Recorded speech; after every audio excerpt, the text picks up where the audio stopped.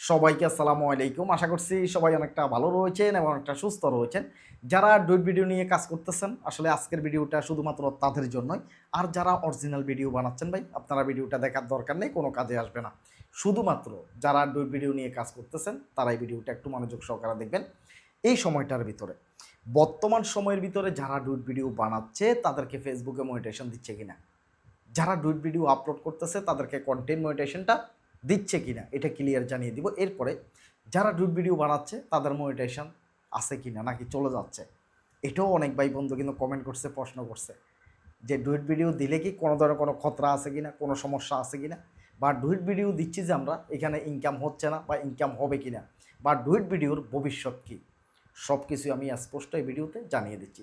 প্রথমত আসেন নাম্বার ওয়ানে হচ্ছে ডুইট ভিডিও যারা বানাচ্ছে তারা মনিটাইজেশন পাবে কিনা। আমি স্পষ্ট ক্লিয়ার আপনাদেরকে জানিয়ে দিচ্ছি, যারা ডুইট ভিডিও বানাচ্ছে তারা 100% মনিটাইজেশন পাচ্ছে, তাদেরকে মনিটাইজেশন অবশ্যই ফেসবুকে দিচ্ছে। তবে তবে গাইডলাইন 100% মানা লাগবে আপনাকে। কারণ আপনি যদি অরিজিনাল ভিডিও বানান তাহলে আপনাকে গাইডলাইন না মানলেও কোনো সমস্যা নেই। যারা অরিজিনাল ভিডিও বানায় তারা গাইডলাইন জানা লাগে না। আর যারা ডুইট ভিডিও বানাচ্ছে তাদেরকে 100% গাইডলাইন জানা লাগতেছে।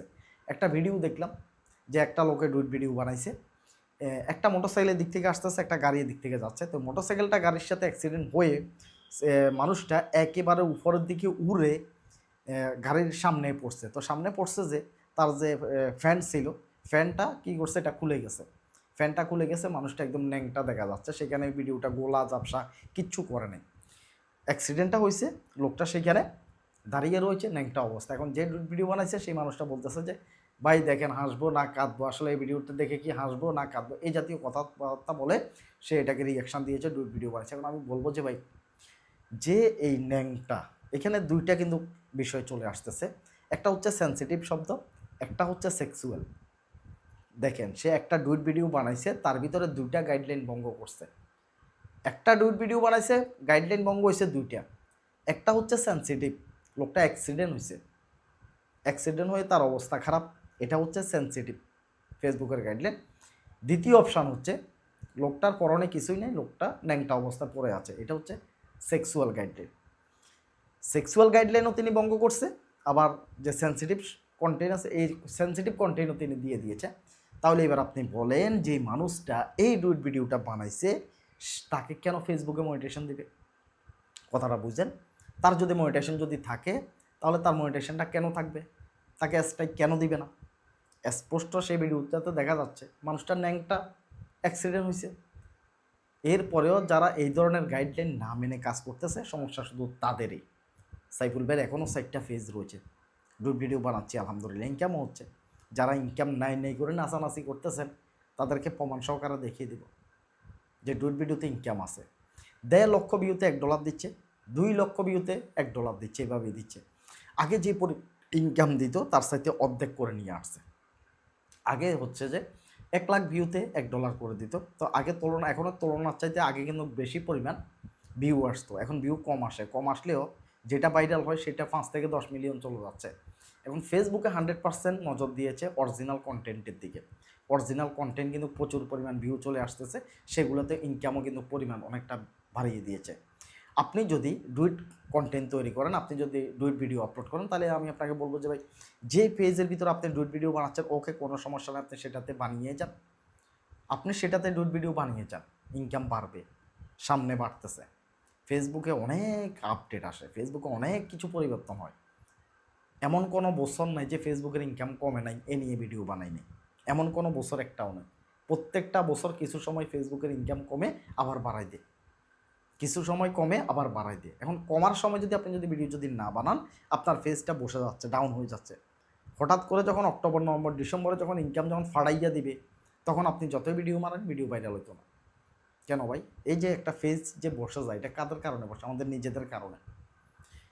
একটা ফেজ বসে যাওয়ার পিছনে ফেসবুকের কোনো ধরনের কোনো অপরাধ নেই, আমাদেরই অপরাধ রয়েছে। কেন?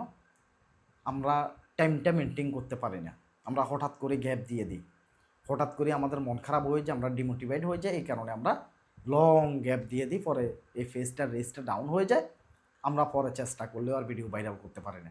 তাহলে এই গাফলতি, এই যে ডাউন হয়ে রয়েছে, সমস্যা আসছে, ভিডিও ভাইরাল হচ্ছে না, ইনকাম নেই, এটা কার দোষের কারণে? আমাদের দোষের কারণে হচ্ছে। যে সমস্ত ফেজগুলো কিন্তু রানিং রাখছে তাদের ভিডিও ঠিকই ভাইরাল হচ্ছে।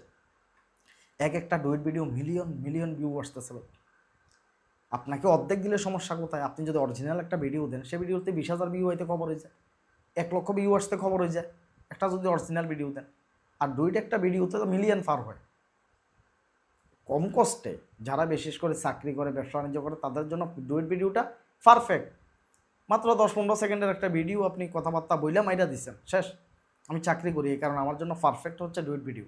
তারপর আমি চেষ্টা করি অরিজিনাল ভিডিও দেওয়ার জন্য একটা ফেজের ভিতরে, সেইখানে অরিজিনাল ভিডিও দিই। আমি 2-3টা নিয়ে কাজ করতেছি একসাথে। আর আপনারা কয়টা নিয়ে কাজ করতেছেন?